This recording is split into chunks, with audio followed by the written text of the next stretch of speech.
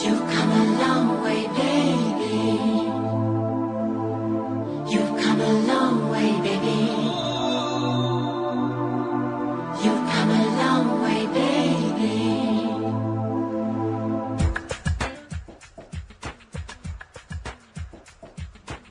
Hola a todos, bienvenidos a un nuevo segmento de Mujeres, la historia.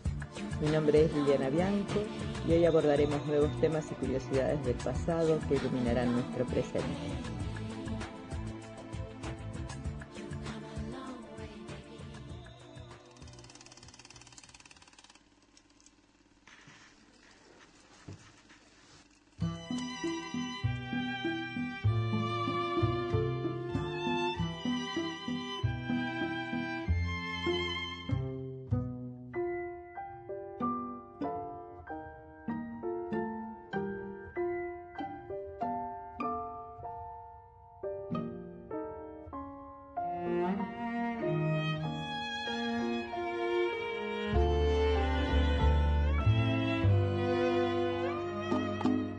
Me ha agitado el amor los sentidos, como en el monte arroja los pinos el viento, y sobre un blanco colchón tenderé yo mis miembros. Me estremece de nuevo desatado, agridulce, alimaña, invencible amor. Salí a la luna llena y ellas en torno al altar en pie quedaron, y a mis compañeras hermosos cantos cantaré yo ahora para alegrarlas.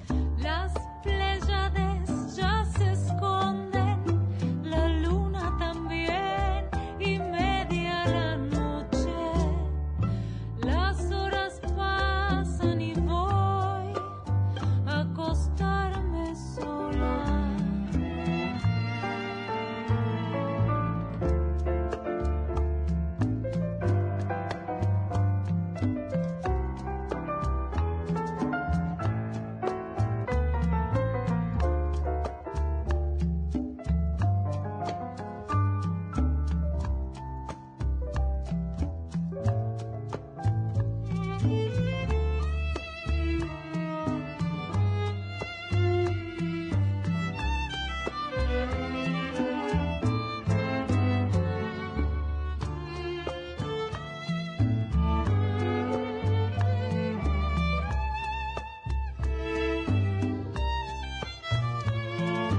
Salí a la luna llena y ellas en torno al altar en pie quedaron, y a mis compañeras hermosos cantos cantaré yo ahora para alegrarlas.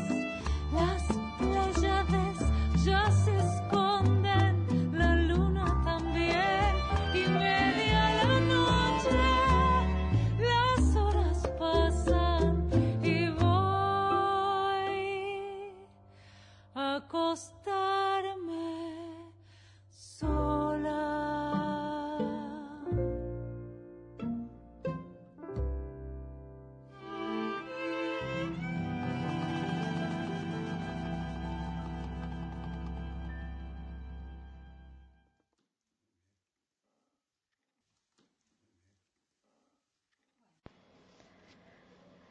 Escuchamos Y voy a acostarme sola. Letra, Safo de Lesbos. Música, Daniela Horowitz. Algunas mujeres griegas estuvieron lejos del estereotipo mencionado y han tenido una gran relevancia en la historia griega y universal de la humanidad, como Safo de Lesbos, Aspasia de Mileto, Frine, Olimpia de Piro, Roxana, Hipatia, entre otras. Hoy vamos a conocer a Safo de Lesbos y a Aspasia de Mileto. Safo de Mitilene, también conocida como Safo de Lesbos o simplemente Safo, fue una poetisa griega de la época arcaica. Más tarde, los comentaristas griegos la incluyeron en la lista de los 9 poetas líricos. Platón la catalogó como la 10ª musa. Veamos qué nos dice este audio que vamos a escuchar sobre ella. Fiel a su reputación de poetisa y amante prominente, la obra de Safo entrelaza la lírica palmaria con el encanto erótico. Los datos biográficos de Safo son escasos. Las principales noticias sobre ella las hemos obtenido a través de su poesía y de los testimonios de sus contemporáneos, que la conocieron y apreciaron. El célebre poeta Alceo la definió así: Safo divina, de trenzas negras y dulce sonrisa. El filósofo Platón la llama Safo, la bella. Pero ella misma se describe como pequeña y negra, y quizás este autorretrato tan poco lisonjero hizo nacer la leyenda de su fealdad y todas las demás historias sobre su infelicidad sentimental. En el siglo XIX se presentó una versión aséptica de Safo como directora de un colegio de señoritas, y los clasicistas del siglo XX argumentaron que sus celebrados poemas, que lamentaban las bodas de sus queridas amigas, eran sólo cantos nupciales tradicionales. Pero Safo sigue siendo una figura icónica por su mirada sensual hacia lo femenino, representada en el famoso fragmento 31, donde la poetisa se imagina en un triángulo amoroso mirando con nostalgia a una mujer que coquetea con un hombre.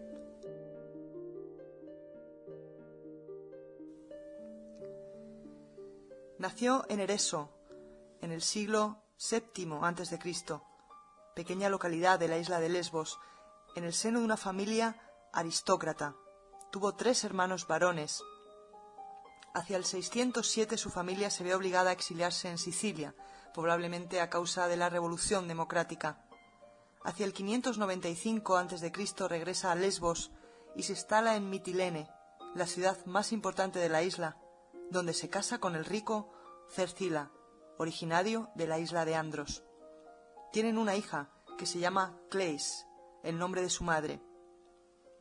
La idea de que se mató por el amor no correspondido hacia un bellísimo joven de Lesbos, Faón, arrojándose desde los acantilados de Leucade, pudo nacer de su misma poesía. Quizás Safo escribiera que se arrojó por amor desde las blancas rocas. Leucade significa roca blanca, un modo de expresar el deseo de liberarse de las penas de amor, según una costumbre poética atestiguada por diversos autores. Ha quedado muy poco de los escritos de Safo: una oda completa, una segunda oda sin concluir y unos 200 fragmentos breves, e incluso brevísimos, muchos de los cuales fueron recogidos por diversos autores de la antigüedad. Otros fueron recuperados en Egipto, en papiros y pergaminos. Su obra fue ordenada en 9 volúmenes para la desaparecida Biblioteca de Alejandría. Safo desarrolló un verso llamado sáfico a partir de su estructura métrica, que incluía 3 versos largos y uno corto al final, como un suspiro de deseo. Como Alceo y otros poetas importantes, Safo componía poesía mélica monódica. El adjetivo mélica viene de la voz griega melos, que significa canto. Esta poesía estaba destinada a ser acompañada por música, a diferencia de la poesía épica compuesta para ser leída. Existían 2 tipos de poesía mélica: la monódica, destinada a ser interpretada en solos, y la coral, que se cantaban en coros. Se ha perdido la música que acompañaba los textos poéticos, pero conocemos los instrumentos que solían utilizarse. Uno era de viento, el aulós, y el otro el instrumento de cuerda por excelencia asociado a la poesía, la lira. De ahí que la poesía mélica se la conozca con el nombre de poesía lírica. El lenguaje de Safo es el eólico, un dialecto del griego antiguo con el que la poesía producía versos vibrantes que comunicaban emociones con absoluta intensidad. Fue por ello por lo que se ganó entre sus contemporáneos el apelativo de 10ª musa.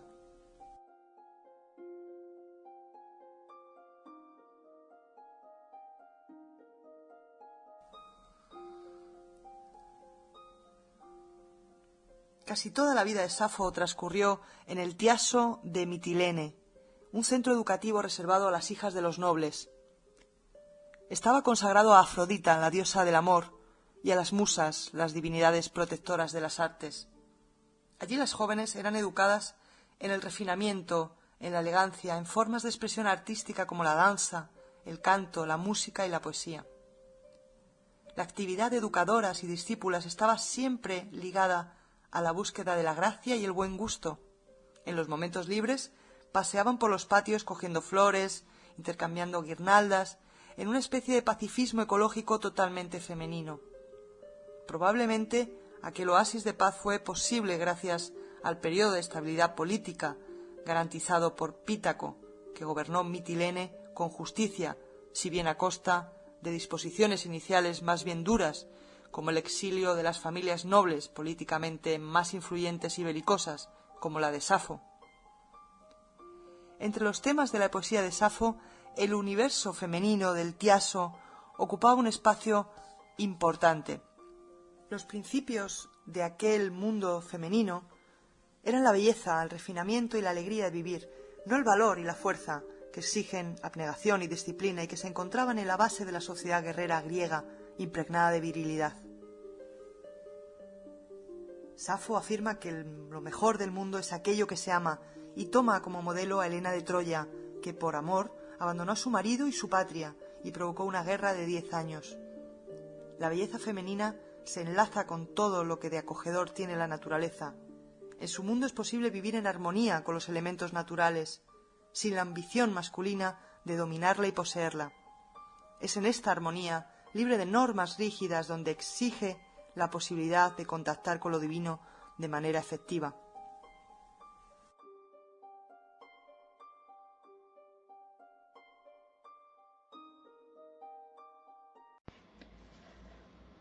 Safo escribió en dialecto eolio y creó, o al menos popularizó, una estrofa, la sáfica.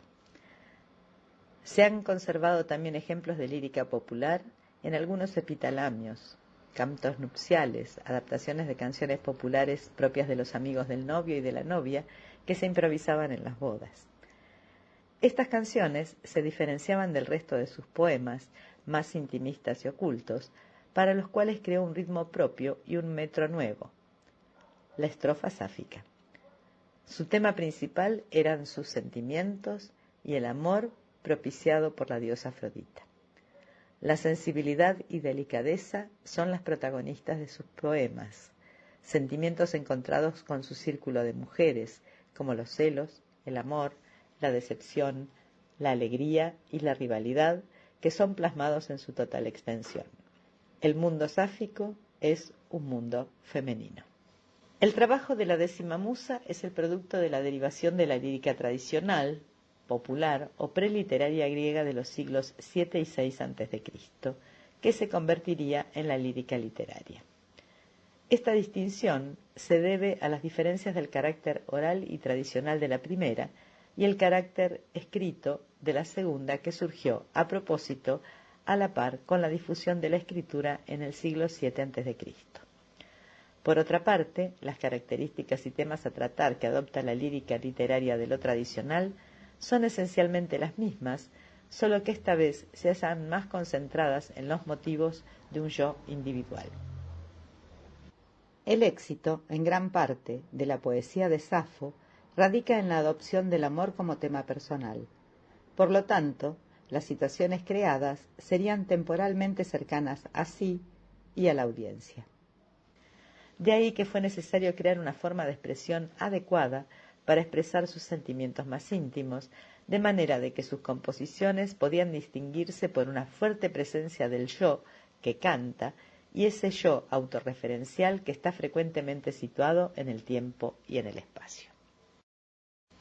Safo habla en sus poemas de la pasión amorosa que se apodera del ser humano y se manifiesta en diversas formas, como los celos, el deseo o una intangible nostalgia.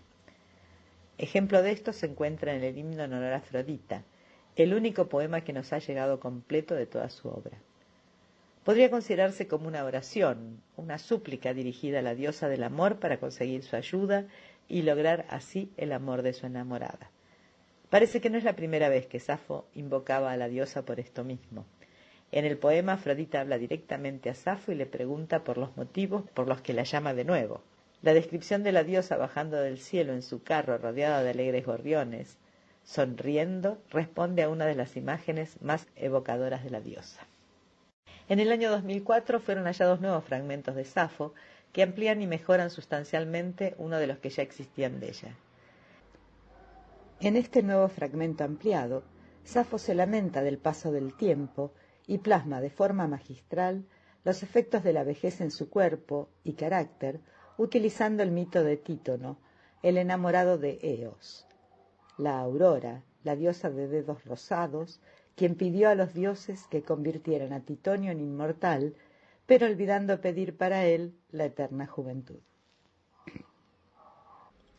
Como consecuencia de ello, Títono es el eterno viejo. No se muere nunca, pero siempre se va haciendo más viejo. Se trata de un símil con el que Safo se identifica, puesto que en su calidad de educadora se ve como Títono frente a sus alumnas, siempre de la misma edad, siempre inmortales de alguna forma. Casi todos sus poemas nos han llegado lamentablemente de forma fragmentaria, por vía indirecta, es decir, gracias al testimonio de otros autores que los mencionan. Uno de entre ellos es aquel en el que describe lo que podría considerarse síntomas de la enfermedad del enamoramiento, aplicable a todo enamorado, del que contamos con una maravillosa versión del poeta latino Cátulo, y el fragmento en el que dice que no hay en el mundo nada más maravilloso que el ser a quien uno ama.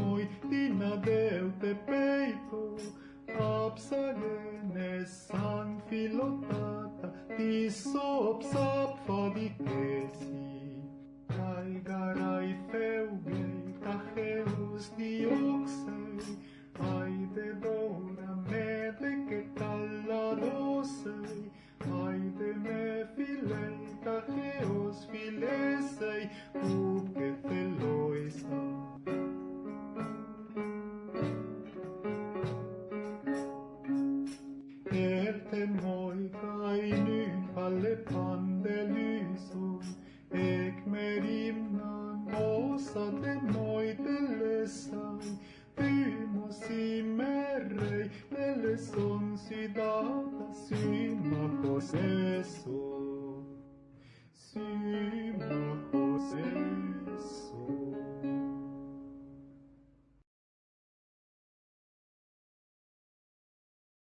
Es el himno a Afrodita, el poema 1 de Safo, con estrofa sáfica, escrito en dialecto eólico, puesto en música según el ritmo del texto y el contorno melódico de los acentos por Sergio Antonini. Voz, quítara y percusión. Buenos Aires, febrero de 2019. Dionisio de Halicarnaso afirmó que era la mejor exponente de la poesía lírica griega. Gracias a él conservamos este himno de Afrodita. A esta oda solo le falta un pequeño pedazo al inicio del tercer verso de la quinta estrofa. Desde un punto de vista formal, la obra está compuesta de 7 estrofas sáficas. La estrofa sáfica, denominada así en honor a Safo, se compone de 4 versos. Los primeros 3 son endecasílabos sáficos, mientras que el último es un pentasílabo que recibe el nombre técnico de adónico. La métrica grecolatina es diferente a la métrica española, por eso no es posible traducir estos versos de una forma adecuada. En griego había vocales cortas y largas, y los versos tenían cierta cantidad de sílabas largas y breves. Si leyéramos la oda a Afrodita en griego, notaríamos cómo todos los versos inician con una sílaba larga, seguida de una sílaba breve. El contenido de la oda es sencillo. Básicamente consiste en un ruego que la escritora le hace a la diosa Afrodita con el fin de que atraiga hacia ella un amor renegado. El poema inicia con una invocación. Safo llama a la diosa Afrodita y le ruega que acuda en su ayuda. Luego viene una larga digresión en la que la autora rememora una ocasión anterior en que la diosa ya la ayudó. En aquel momento Afrodita llevaba un carruaje de oro tirado por gorriones. Descendió y atendió el ruego prometiéndole que la renegada pronto estaría completamente enamorada de ella. El poema cierra con una estrofa en la que se reitera la solicitud de ayuda en la guerra del amor, concepto antiguo que aún hoy conservamos y supone que el establecimiento de una relación amorosa es similar a la de una batalla. Para quienes quieran indagar más sobre esta enigmática mujer, tan fuera de su tiempo, los invito a entrar en mi blog, donde encontrarán en PDF el libro Safo, Poemas y Testimonios, de Aurora Luque. Veamos ahora una recreación muy interesante del himno Afrodita realizada por Daniela Horowitz. Desde Lesbos a la Pampa.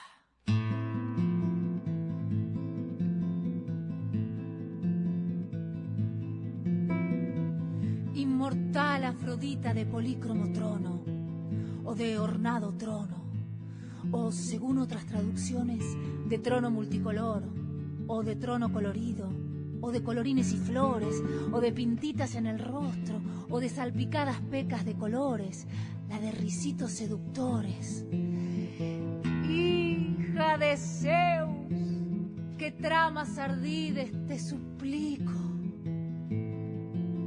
no dejes que esta pena de amor atormente mi corazón. Desciende a mi plegaria como viniste otra vez en tu carro de oro.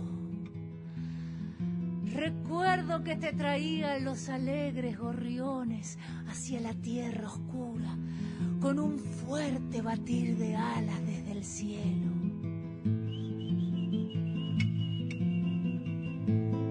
Vos, Afrodita, con la sonrisa abierta me preguntabas: ¿para qué me llamas? ¿Cuál es tu anhelo? ¿Qué padeces ahora? ¿Arde de nuevo el corazón inquieto? ¿A quién seduzco ahora y llevo tu pasión? Ay, dime, Safo, ¿quién te hace daño?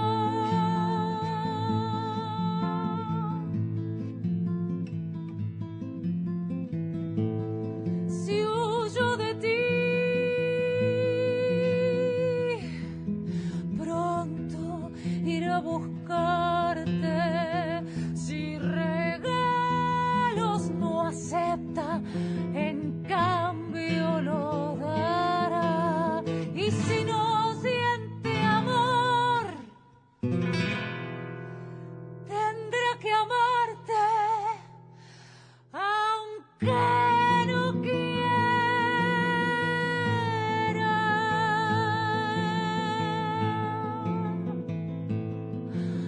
aunque no me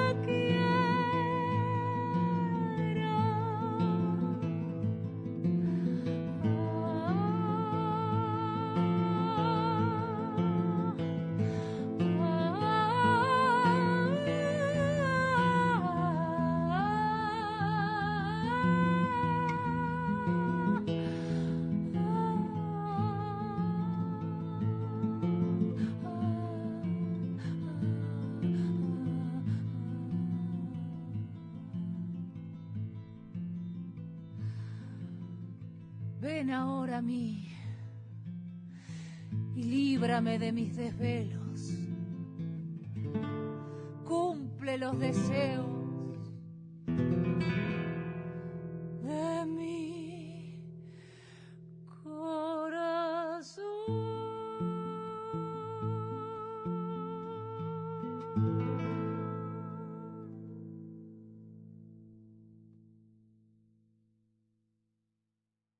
Los poemas de Safo se recitaban y conocían en la Atenas del siglo V a.C. Como ya dijimos, Platón la llamó la 10ª musa. Dionisio de Halicarnaso la nombrará como la mejor exponente de la lírica. Más tarde, en Roma, los poetas latinos alaban sus poemas. Su poesía sirvió de fuente de inspiración a poetas como los latinos Cátulo y Horacio. A partir de la época alejandrina se intentó conservar su obra y descubrir nuevas partes. Cátulo dirige sus poemas a su amada Lesbia, en clara alusión, y utilizará la estrofa sáfica en su poesía. El discurso de Cicerón contra Verres, acusado de robar un busto de Safo, muestra también su popularidad. A fines del siglo XVI, el endecasílabo sáfico comenzó a utilizarse como estrofa independiente. Así es usado por Luis de Góngora en la fábula de Polifemo y Galatea. En 1840 se estrenó en el Teatro del Circo de Madrid la ópera Safo de Giovanni Pacini, que dio lugar a una semblanza de la poeta por el Semanario Pintoresco Español, que contribuyó a popularizar su figura. La imagen de una heroína romántica que se suicidaba por amor fue ampliamente difundida en el romanticismo. Las escritoras románticas se escucharon en ella para validar la autoría femenina. Gertrudis Gómez de Avellaneda, que le dedica una estampa literaria en su serie Galería de Mujeres Ilustres. Carolina Coronado en sus cantos de Safo, en los que quería recuperar su memoria, y Rogelia León en un poema en el que el yo lírico es Safo, lamentándose de la predilección que los hombres muestran hacia las mujeres bellas y sin talento. La dramaturga María Rosa Gálvez escribió una tragedia en que recreaba los últimos momentos de la poeta antes de su suicidio. En el siglo XX, con las aportaciones de los papiros hallados a finales del siglo XIX y siglo XX, Safo vuelve a ser leída. Así, Hilda Dulit y Ezra Pound la utilizaron como modelo de concisión propia del imaginismo. Doolittle escribió en fragmentos a la manera sáfica. En Italia sirvió como modelo para los poetas herméticos que buscaban la esencialidad en la poesía. La edición canónica de los poetas lesbios fue publicada en 1955 por Lovell and Page, Poetarum Lesbiorum Fragmenta. Esta edición y traducción conformó una visión diferente de la poeta. Perdió su leyenda para convertirse en una autora real.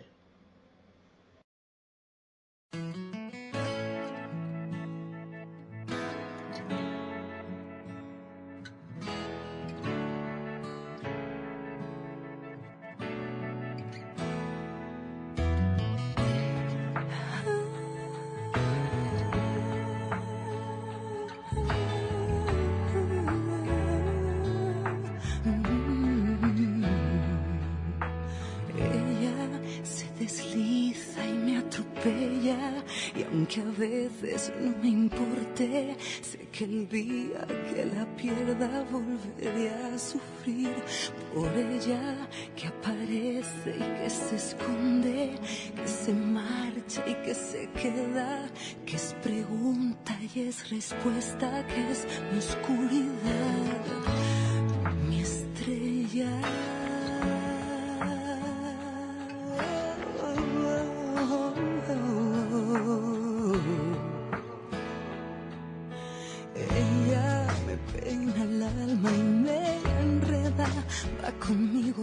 no sé dónde va, mi rival, mi compañera, que está tan dentro de mi vida y a la vez está tan fuera. Sé que volveré a perderme y la encontraré de nuevo, pero con otro rostro y otro nombre diferente y otro cuerpo, pero sigue siendo ella que otra vez me lleva.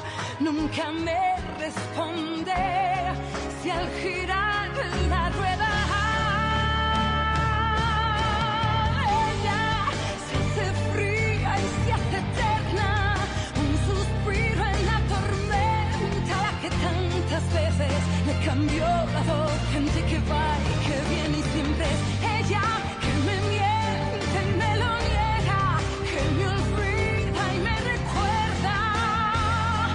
Pero si mi boca se equivoca, pero si mi boca se equivoca y al llamarla nombra otra, a veces siente compasión por este loco, ciego y loco corazón.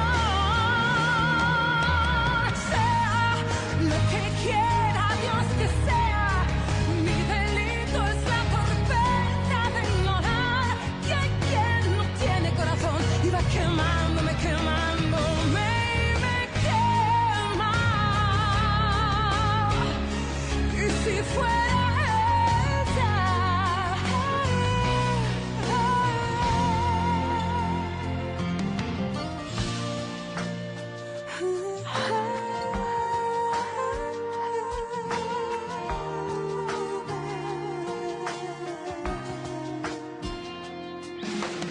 ella me peina el alma y me enreda, va conmigo, digo yo, mi rival, mi compañera, esa es ella, pero me cuesta cuando otro adiós se ve tan cerca y la perderé de nuevo y otra vez preguntaré mientras se va y no habrá respuesta.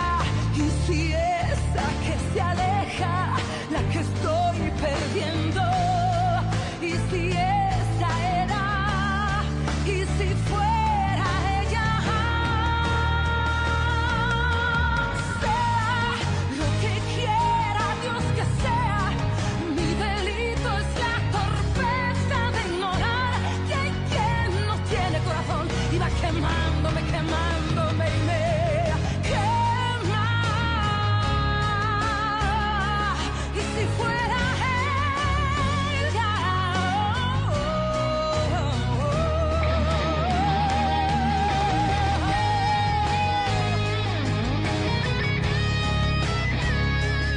a veces siente compasión por este loco, ciego y loco corazón. Que me dice si era ella, y si la vida es una rueda y va girando y nadie sabe cuándo tiene que saltar, y la miro, y si fuera ella, y si fuera ella,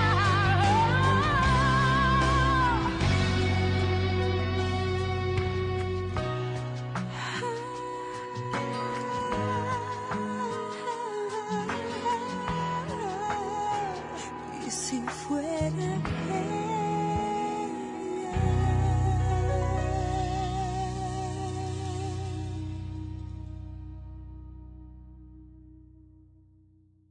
Luego de escuchar esta hermosa versión de Y si fuera ella de Marta Sánchez, nos vamos a ocupar de otra mujer, Aspasia de Mileto.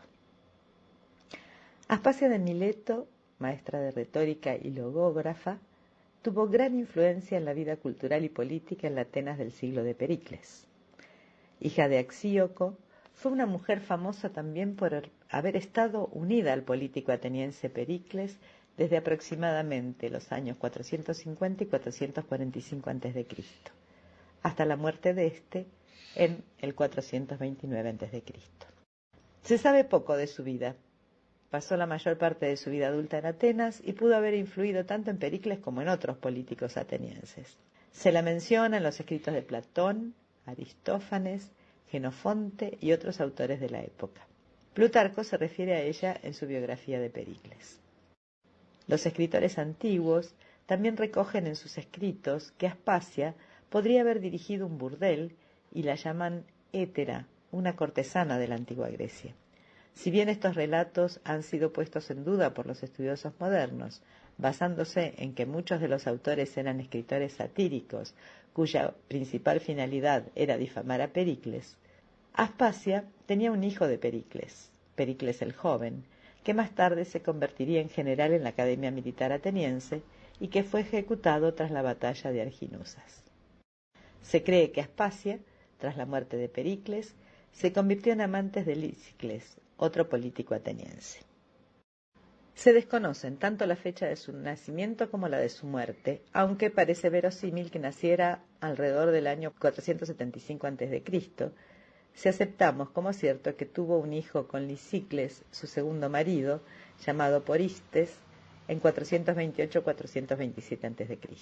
Por otra parte, si se tiene en cuenta que las fuentes que informan de este segundo matrimonio corresponden a poetas cómicos, tal vez se trate de una broma, ya que este nombre significa proveedor de recursos.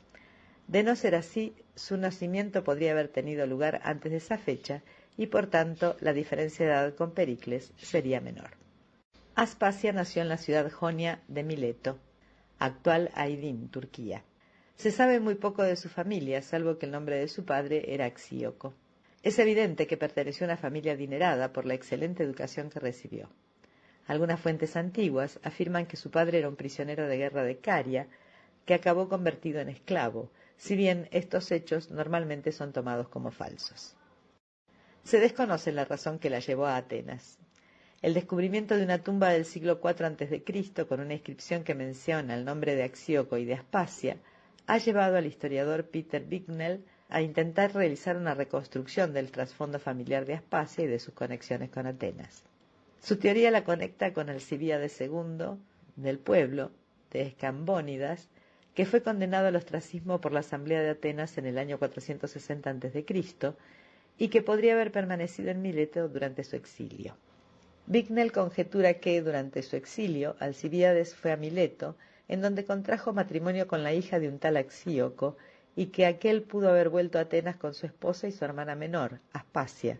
Como apoyo a su teoría, Bignell comenta que el primer hijo de ese matrimonio recibió el nombre de Axíoco, tío del famoso Alcibíades, y el segundo el nombre de Aspasios. También mantiene que Pericles conoció a Aspasia a través de su conexión con la casa de Alcibíades.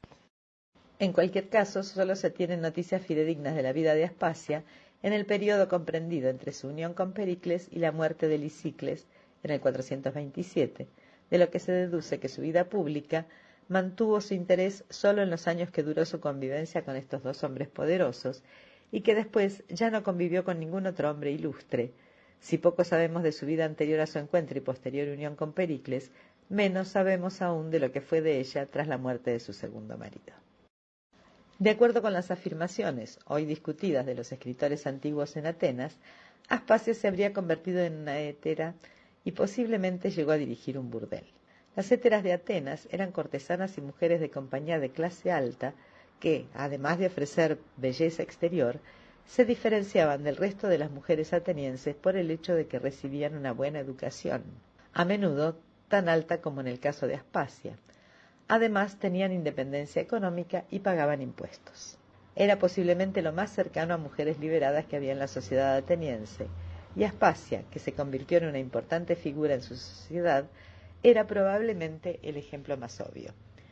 Según Plutarco, Aspasia era comparable a la famosa Targelia, otra heteragónica de la Edad Antigua, siendo una extranjera y, si lo que afirman los escritores antiguos es cierto, una hétera.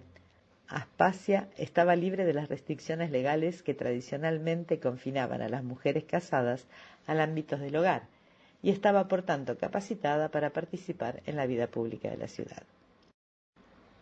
Aspasia se convirtió en la amante del político Pericles a principios de la década del año 440 a.C., aunque si su estado llegó a marital se discute.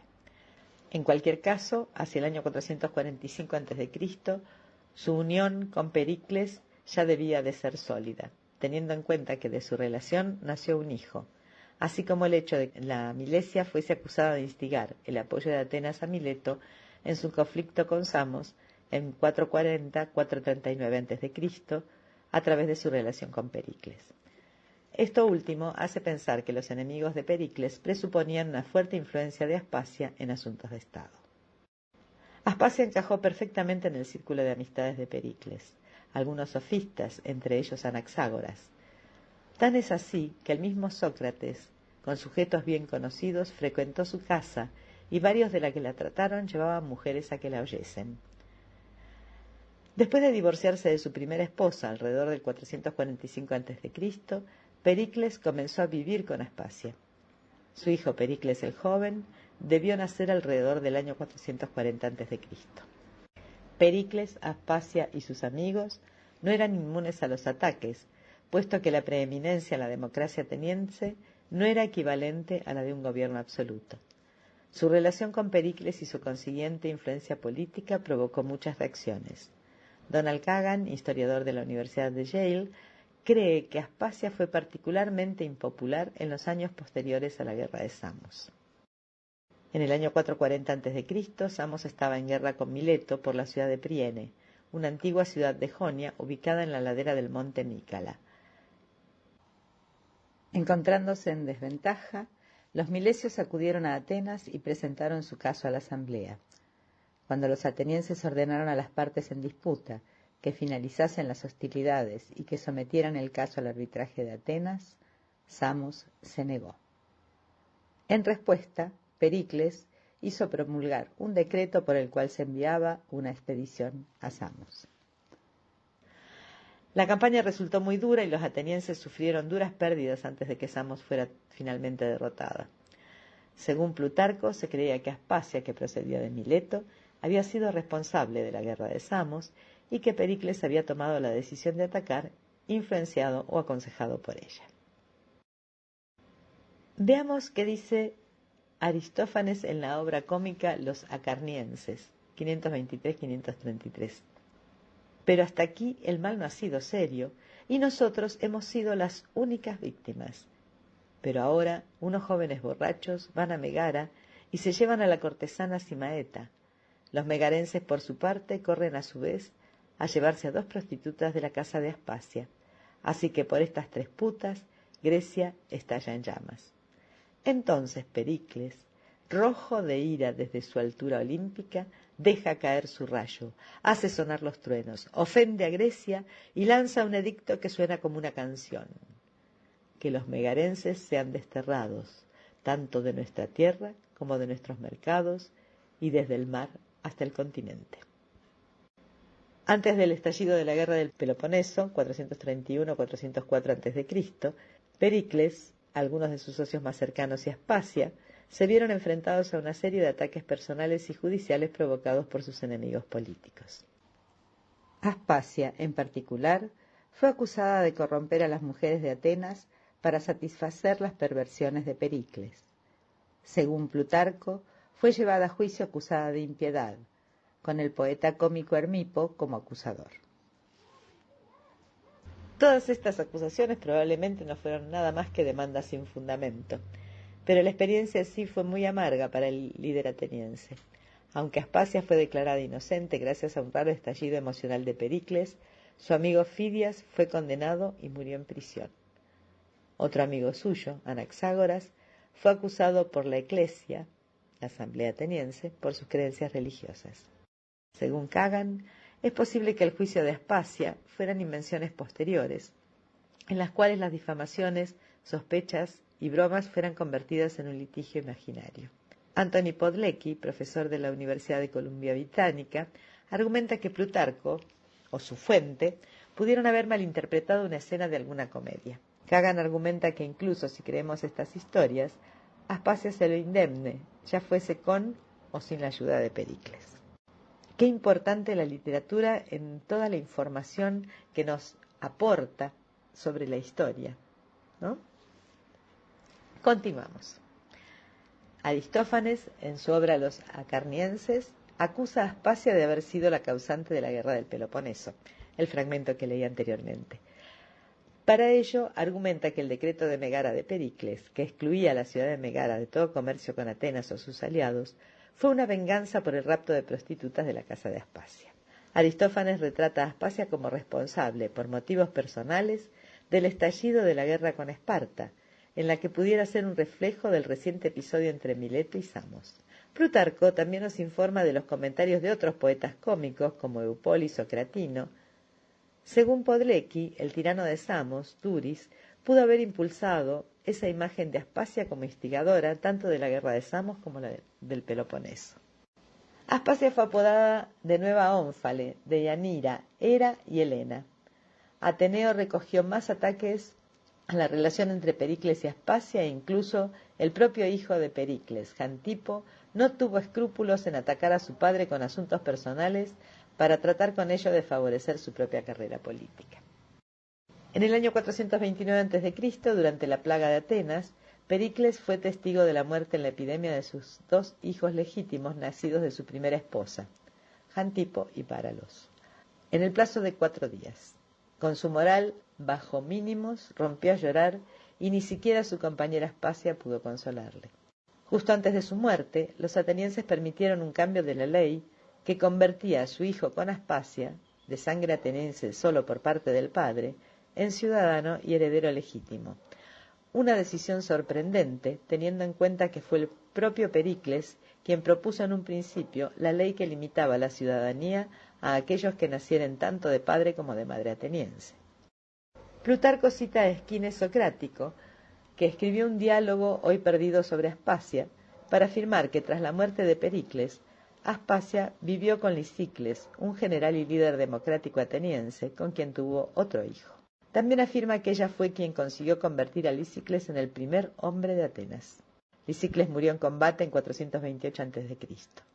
La fecha que la mayoría de los historiadores calculan como año de su muerte, aproximadamente entre 401 y 400, se calcula partiendo de la base de que Aspasia murió antes de la ejecución de Sácrates, que fue en el 399 a.C.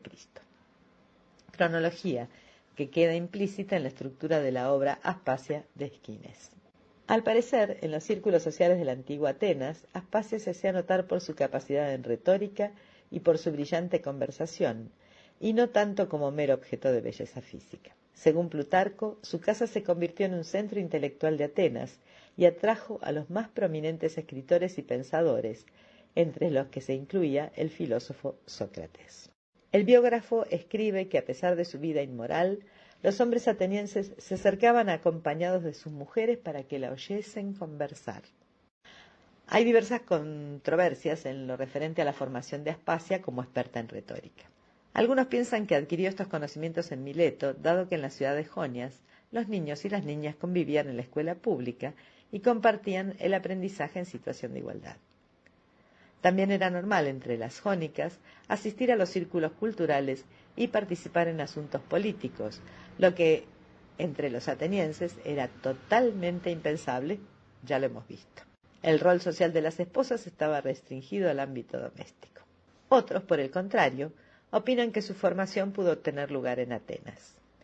Esta ciudad era en aquellos momentos un foco de atracción de sofistas y retóricos, y bien pudo la Milesia adquirir estos conocimientos de maestros como Antifonte de Ranunte. Dondequiera que adquiriese esta formación, lo que es innegable es su condición de experta en retórica, tanto como logógrafa como en lo concerniente a su faceta pedagógica. Por su extrema pericia en este arte, por su capacidad para rodearse de los más ilustres y reconocidos intelectuales de su época y por contribuir de forma activa al florecimiento de la vida cultural en Atenas, consiguió la admiración y el respeto de filósofos, artistas e ilustres demócratas. Pero también, por su condición de extranjera, por su supuesta influencia sobre Pericles y por llevar una vida de mujer libre e independiente, impropia de una esposa ateniense, fue atacada, ridiculizada y vilipendiada por los conservadores y por los cómicos, entre los que cabría destacar a Aristófanes en su obra Los Arcanienses y al poeta Armipo, que fue acusador en el proceso seguido contra Aspasia por impiedad. y en un segundo proceso en el que también se le acusaba de proporcionar a Pericles mujeres libres en su casa. Se cuenta que Pericles suplicó derramando lágrimas ante el tribunal para pedir la absolución de Milesia. Aspasia aparece en las obras filosóficas de Platón, Genofonte, Esquines Socrático y Antístenes.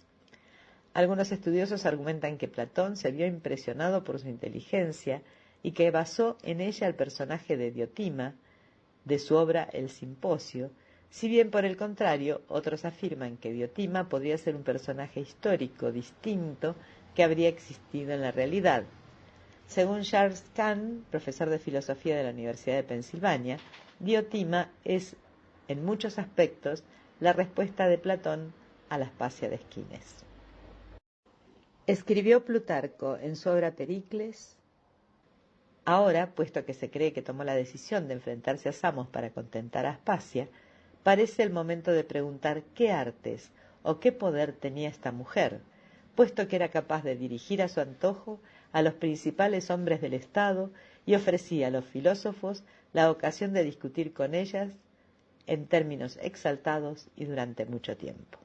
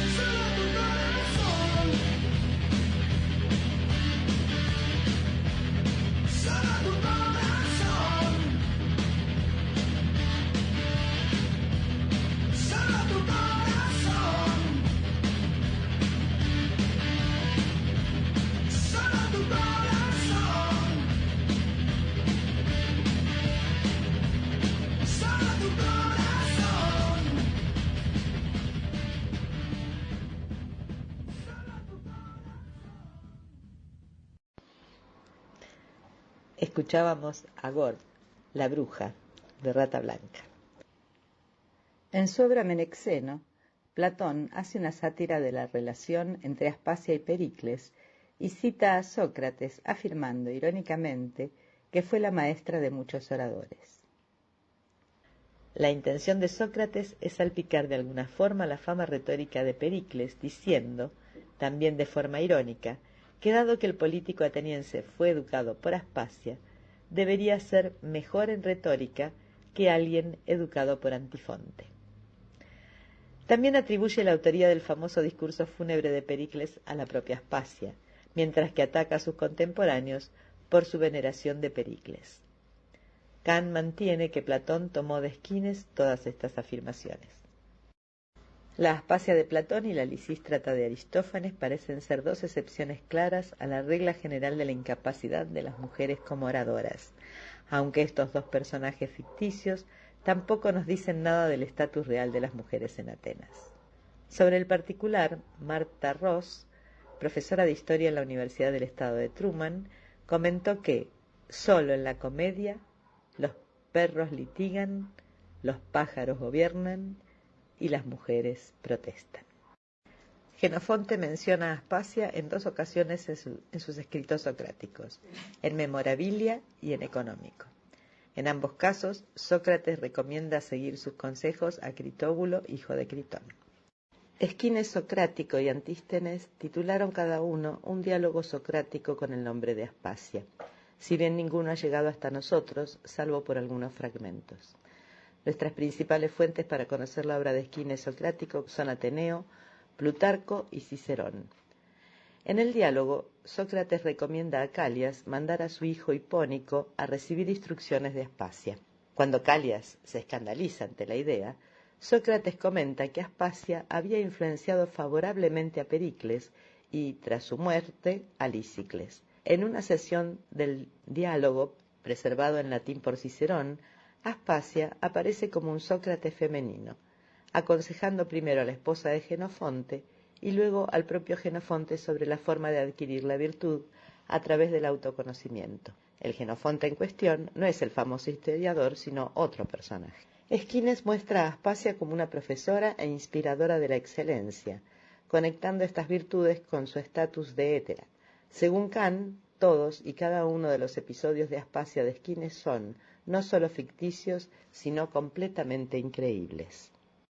En cuanto a la obra Aspasia de Antístenes, solo nos han llegado 3 citas. El diálogo en sí contiene una gran cantidad de difamaciones sobre el personaje, a la vez que anécdotas referidas a la biografía de Pericles. Parece ser que este autor no solo atacó a Aspasia, sino a toda la familia de Pericles, incluyendo a sus hijos. El filósofo opinaba que el gran político eligió una vida de placer sobre una virtuosa y, por lo tanto, Aspasia es presentada como la personificación de una vida de indulgencia sexual.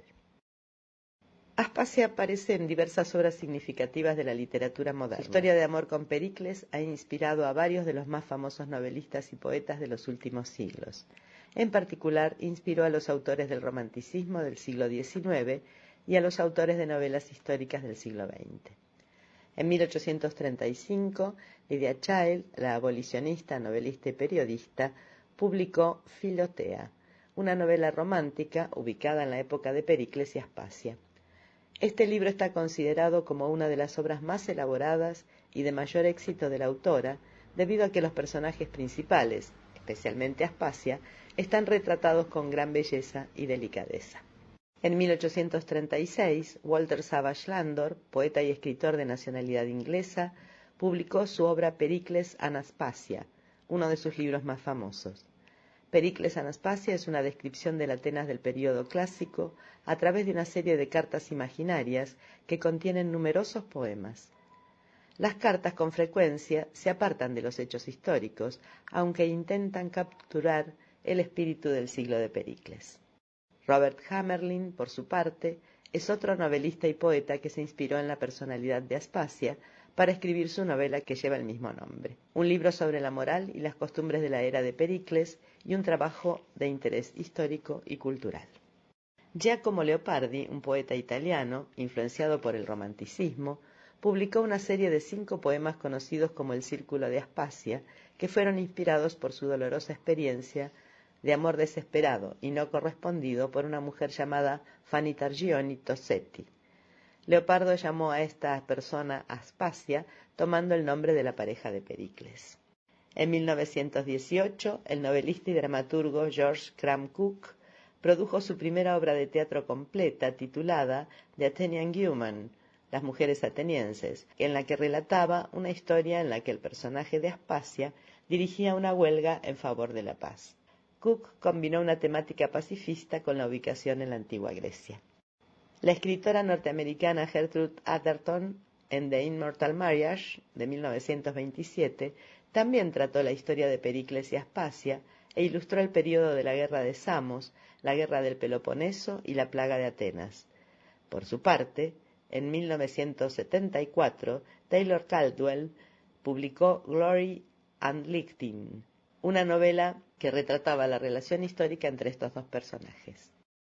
La escritora mexicana de literatura juvenil María García Esperón ha abordado la infancia y juventud de Aspasia hasta su encuentro con Pericles en la novela Atenas siempre, de la editorial Enlace del 2015. Como vemos, ha dado mucho que hablar en la literatura este personaje histórico. El nombre de Aspasia está vinculado estrechamente a la fama y la gloria de Pericles. Plutarco acepta que Aspasia fue una figura significativa, tanto política como intelectualmente, y expresa su admiración por una mujer que fue capaz de dirigir a su antojo a los principales hombres del Estado y ofrecía a los filósofos la ocasión de discutir con ella en términos exaltados y durante mucho tiempo. El biógrafo dijo que Aspasia tuvo tal renombre que incluso Ciro el Joven, el príncipe persa, que fue a la guerra contra su hermano Artajerjes II de Persia, dio su nombre a una de sus concubinas, que anteriormente se llamaba Milto. Cuando Ciro murió en batalla, la mujer fue llevada cautiva ante el rey y adquirió una gran influencia sobre éste. Luciano de Samosata, por su parte, otorga a Aspasia los epítetos de modelo de sabiduría, la admirada del admirable olímpico, y ensalza su sabiduría política y su visión, su agilidad de mente y su penetración. Por otro lado, un texto siríaco, según el cual Aspasia redactó un discurso y dio instrucciones a un hombre para que lo leyese en su nombre en la corte, confirma su fama retórica. Según la Suda, una enciclopedia bizantina del siglo X, Aspasia habría sido lista más allá de las palabras, una sofista y profesora de retórica. Veamos las palabras de Luciano. Ahora tengo que dibujar la sabiduría, y aquí tendré ocasión de utilizar varios modelos, la mayoría antiguos. Uno viene como la propia señora de Jonia. Los artistas eran Esquines y Sócrates, su maestro, los pintores más realistas, pues su corazón estaba en su trabajo. No podríamos elegir mejor modelo de sabiduría que Aspasia, la Milesia, la admirada del admirable olímpico, su conocimiento político y visión, su agilidad de mente y su penetración. Todo será transferido a nuestro lienzo en sus perfectas medidas. Aspasia, sin embargo, solo se preserva para nosotros en miniatura. Nuestras proporciones deben ser las de un coloso. Sobre la base de esas afirmaciones, investigadores como Cheryl Glenn, de la Universidad Estatal de Pensilvania, argumentan que Aspasia parece haber sido la única mujer en la Grecia clásica que se distinguiera en la esfera pública y que debió haber influido a Pericles en la composición de todos sus discursos. Algunos estudiosos creen que Aspasia llegó a abrir una academia para mujeres jóvenes de las familias aristocráticas o incluso que habría inventado el método socrático. Sin embargo, Robert Wallace, profesor de clásicos en la Universidad de Northwestern, subraya que no podemos aceptar como histórica la broma de que Aspasia hubiese enseñado a Pericles cómo hablar y que por tanto fuese maestra de retórica o filosofía. Según Wallace, el rol intelectual que Platón da a Aspasia podría haber derivado de la comedia griega. Kagan describe a Aspasia como una bella, independiente, brillante y lista joven, capaz de mantener su propia conversación con las mejores mentes de Grecia y de discutir y arrojar luz sobre cualquier tipo de cuestión con su marido. Roger Just, un clasicista y profesor de antropología social en la Universidad de Kent, cree que Aspasia fue una figura excepcional, pero que su ejemplo por sí solo es suficiente para subrayar el hecho de que cualquier mujer que fuese a convertirse en una igual intelectual y social del hombre debía haber sido una hétera. Por último, y según Prudence Allen, filósofo y profesor de seminarios, Aspasia dio un paso más allá desde las inspiraciones poéticas de Safo para incrementar el potencial de las mujeres para convertirse en filósofas.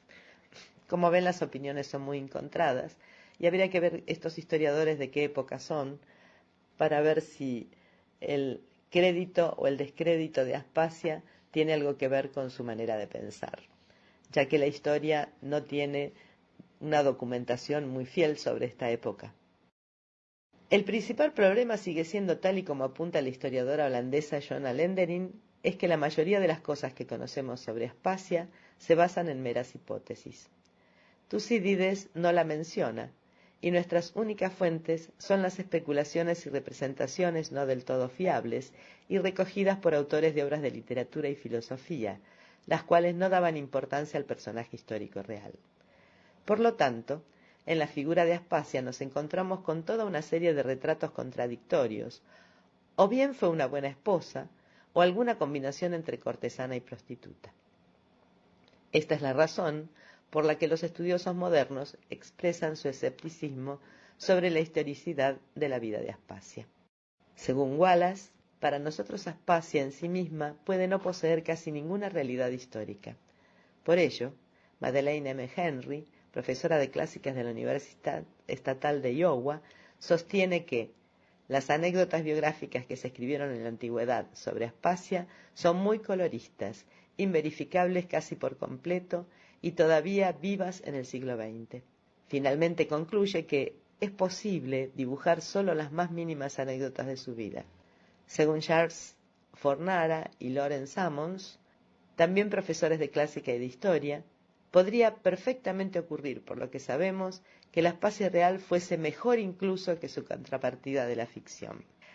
Y bueno, les dejo la inquietud para que sigan investigando sobre esta misteriosa mujer que ha provocado tanto en la literatura, en el teatro, en la dramática griega, y resulta muy interesante todo lo que se ha gestado a partir de este personaje, ficticio o no.